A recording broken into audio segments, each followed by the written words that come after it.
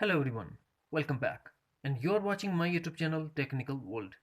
Today in this video, I'm going to show you how to fix this app could not be installed error on iPhone and iPad after the updating of iOS. First of all, please subscribe and also press the bell icon for latest video notifications. Let's start the solutions. The first thing that we have to do, delete the app and re-download it. First, delete the app that you could not be installed.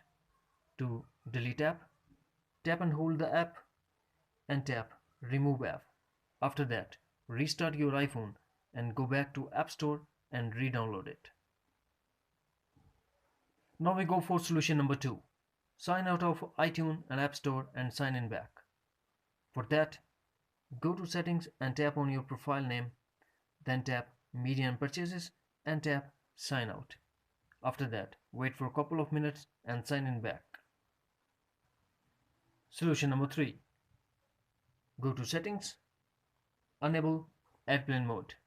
Now lock your iPhone for a couple of minutes. After that, unlock your iPhone and disable airplane mode. Solution number 4. Force restart your iPhone. To force restart iPhone, press home button and the power button at the same time until we see Apple logo. And also depend on your iPhone model to force restart.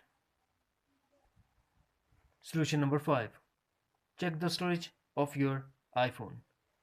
To check that, go to settings and tap general and tap iPhone storage. And we have to make sure that we have enough free space. Solution number 6. Reset network settings. Go to settings, scroll down and tap general. Now tap reset and tap reset network settings. Put your iPhone passcode and tap again reset network settings to confirm your action. Solution number 7. Check for software update. Launch settings, connect to Wi-Fi, then tap general and tap software update and update your iPhone if update is available. That's it. Friends, if you found this video helpful, then please like and share as well. Thanks for watching. Take care. Bye bye.